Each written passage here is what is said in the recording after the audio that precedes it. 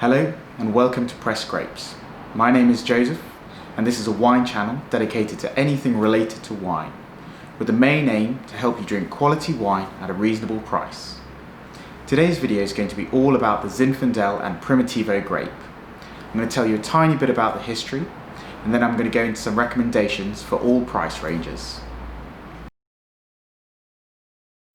Both Primitivo and Zinfandel are clones of the same grape and share their origins from Dalmatia, one of the 4 historic regions in Croatia. There the grape is known as Tribidrag or Crljenak Kaštelanski.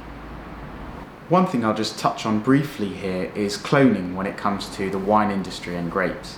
When I first heard the term, my immediate thought was to go to kind of clones in a laboratory with a petri dish. But when you're talking about grapes, it's actually just taking a sample of the mother vine, a trimming of the mother vine, and either planting it in a new bit of soil where it grows its own roots, or it can be grafted to another vine where it will shoot from there. The clones are pretty much identical, but due to spontaneous mutations, their growing environment and the winemaking style, they can be slightly different. In 1993, through DNA fingerprinting, Carol Meredith and her research group confirmed that Primitivo, Zinfandel and Crljenak Kaštelanski from Croatia were all identical grapes. Primitivo and Zinfandel are dark-skinned grapes that produce robust, intense and full-bodied wines. They are known for their high sugar and high alcohol content, with wild cherry and berry flavours. Although in the US it is also used to produce white Zinfandel, a semi-sweet, pink-coloured wine, which is very different from a traditional red Zinfandel. It was actually produced by a happy accident in 1975 when Bob Trinchero of Sutter Home Wineries left aside some excess red Zinfandel that he thought wasn't fermenting. 2 weeks later he returned to it and it was pink, sweet, and then they bottled it. It now accounts for up to 10% of US wine sales, 6 times that of red Zinfandel. So now onto the bigger red wines. Let's start with Primitivo. Its home is in southern Italy, and Manduria, a city in Puglia located in the heel of Italy, is known for producing high quality Primitivo wines. For all the grapes that I discuss on this channel, I'll try and give recommendations at all price ranges.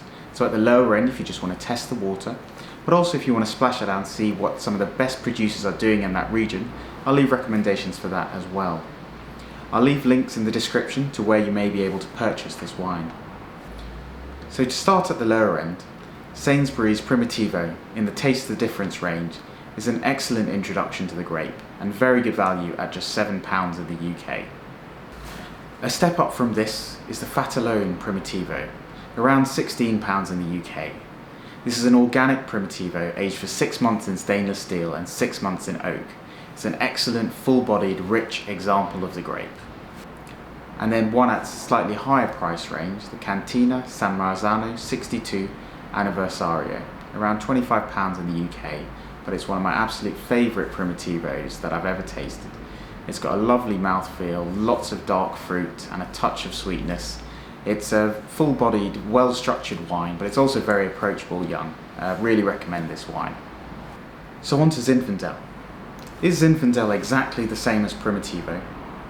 According to DNA, yes, but as we've previously mentioned, a few things like spontaneous mutations, the environment or terroir where the grape is grown, and also the winemaking style of that region can lead to subtle differences.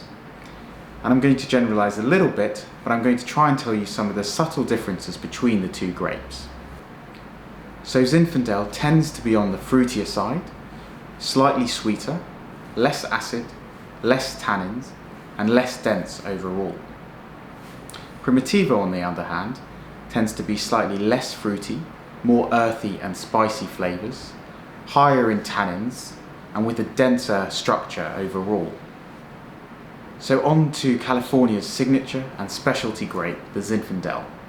At its best, these are full-body wines with lots of fruit, touches of vanilla from the oak aging, and a soft finish. So on to a few recommendations. At the lower end, I think the Ravenswood Lodi Zinfandel is an excellent first Zinfandel to try. It's got lots of fruit, well structured but easy drinking, and very good value at around £10 in the UK. A slight step up from this would be the Brazin Old Vine Zinfandel, around £15 in the UK. This is again an excellent example of a Zinfandel, still lots of fruit, it's got a bit more structure and a bit more peppery and spicy notes on the back end. So if you'd like to taste some of the best examples of Zinfandel and are happy to spend a little bit more, then I'd go for Turley or Ridge Winery. So starting with Turley, I'd go for their Old Vine Zinfandel. Turley is a relatively young winery, started producing wine in around '93, but it has access to some very old vineyards dating from the 19th century.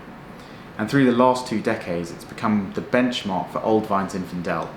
It produces premium, well-structured and densely flavoured wines. And then from Ridge, I'd go for the Geyserville Zinfandel from the Alexander Valley. Ridge is most well known for producing high quality Bordeaux blends which are Cabernet dominated, but since 1972 it's also been producing premium Zinfandel wines. Their Geyserville Zinfandel is actually a blend of grapes but has around 75% of Zinfandel and produces excellent wines that are well structured and perfect for aging as well. Thank you for watching today. If you've enjoyed the video, please give it a thumbs up. If you'd like to see more content, please subscribe and hit the bell icon for notifications. I'll leave links to all the wines that I've mentioned in this video in the description below. In addition, I'll leave links to my Instagram page and wine blog as well. Thank you so much for watching and take care.